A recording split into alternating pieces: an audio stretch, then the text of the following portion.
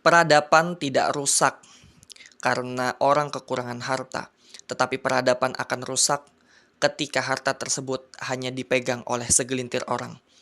Dalam Al-Quran, Allah Subhanahu wa Ta'ala berfirman di dalam Quran Surah Al-Hasyr ayat 7, Kaila yakuna dulatsam bainal aghniya'i minkum, agar harta itu tidak hanya beredar di antara orang-orang kaya di sekitar kamu.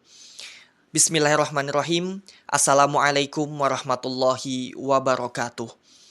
Alhamdulillah, assalatu wassalamu ala rasulillah, Sayyidina Muhammad ibni Abdillah, amma ba'du. Ketimpangan menjadi salah satu permasalahan yang agaknya besar di Indonesia. Gini rasio yang menjadi salah satu ukuran ketimpangan Indonesia di angka 0,375. Terlihat sedang, tetapi kenyataannya kalau kita melihat sekitar kita, banyak orang yang bekerja pagi sampai malam, tetapi dia masih merasa kok tidak naik kelas. Sehingga saya lebih senang menggunakan data dari World Distribution, dari World Inequality Report. Ada 10% orang yang kaya di atas itu memegang 59% kekayaan di Indonesia. Dan 50% terbawah itu memegang 25% kekayaan yang ada di Indonesia. Ini menjadi salah satu indikasi bahwasanya ketimpangan kita itu sangat tinggi rasanya. Nah, setidaknya ada 3 faktor yang menyebabkan ketimpangan itu sangat tinggi dan terasa di Indonesia. Yang pertama adalah karena aspek spekulasi.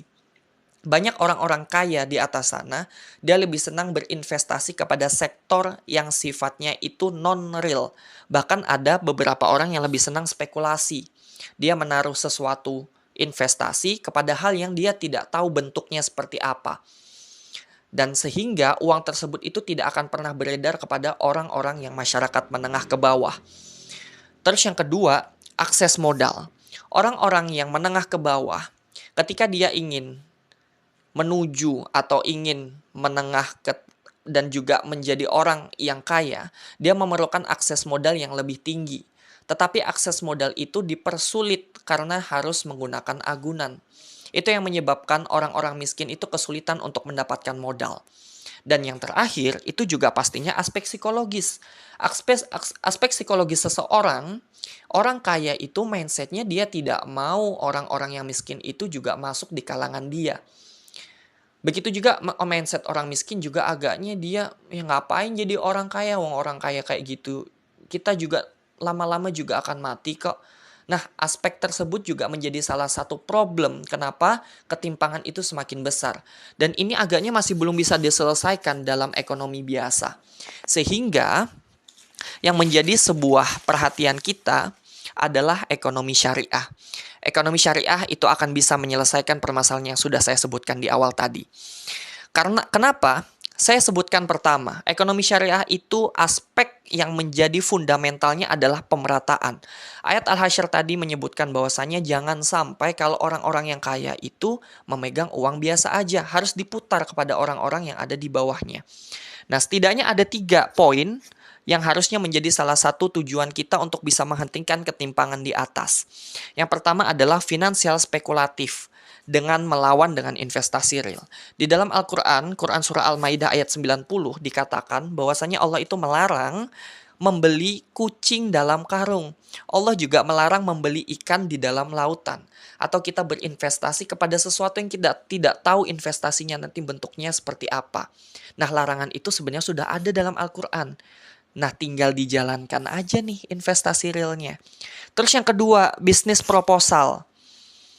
Kalau tadi ketika orang miskin datang ke bank, dia harus memerlukan kolateral atau agunan atau jaminan, maka hari ini harusnya kita sudah punya sistem yang dinamakan bisnis proposal dalam bentuk mudorobah dan juga musyarakah di dalam ekonomi syariah. Nah, prinsip ini yang pertama pasti menghilangkan riba. Terus yang kedua, pasti yang datang itu based on kemampuan, tidak based on keagunan atau kolateral. Semakin orang itu pinter, maka semakin dia akan diberikan suntikan modal yang besar bagi bank syariah atau bagi orang yang memiliki uang yang banyak. Nah, yang ketiga adalah transformasi ziswaf. Di dalam Al-Quran banyak sekali, dan di dalam hadis juga banyak sekali, anjuran untuk mengeluarkan zakat, infak, dan juga wakaf. Tetapi pengelolaannya seperti apa? Ini menjadi sebuah pertanyaan. Ketika di Indonesia, ada sebuah data mengatakan setidaknya ada 327 triliun potensi ketika kita bisa mengelola zakat dengan baik. Nah, ketika zakat itu dikelola dengan baik, zakat ini datangnya kemana nih? Kan sudah jelas zakat itu kepada 8 asnaf. Kita ambil contoh kepada si fakir dan juga si miskin. Tetapi bentuknya jangan bantuan langsung. Bentuknya harus terhadap pembantuan atau pendampingan. Karena ketika dia sudah melakukan pendampingan, dia bisa menggunakan kemampuan dia itu untuk meminjam uang terhadap bank sehingga dia bisa menjadi orang yang juga kaya. Nah, dari ketiga ini, ekonomi syariah lebih oke lagi dan lebih menarik. Kenapa? Karena ekonomi syariah itu dia ada tuntutan dari Tuhan atau ada aspek psikologis pahala. Barangkali ketika itu dilakukan, ketiganya itu bisa dilaksanakan, maka selesai semuanya. Seorang yang miskin bisa berubah menjadi orang yang menengah, bahkan bisa orang yang kaya, dan orang yang kaya pun dia juga akan selalu menginvestasikan uangnya terhadap orang-orang yang miskin. Sehingga penutup, saya ingin bilang, sungai itu akan sangat bermanfaat ketika dia terus mengalir. Sungai ketika mengalir, dia akan bisa memberikan kehidupan bagi sekitar. Tetapi ketika air tersebut hanya tergenang, maka air tersebut tidak bisa berguna bagi sekitarnya. Terima kasih banyak. Wassalamualaikum warahmatullahi wabarakatuh.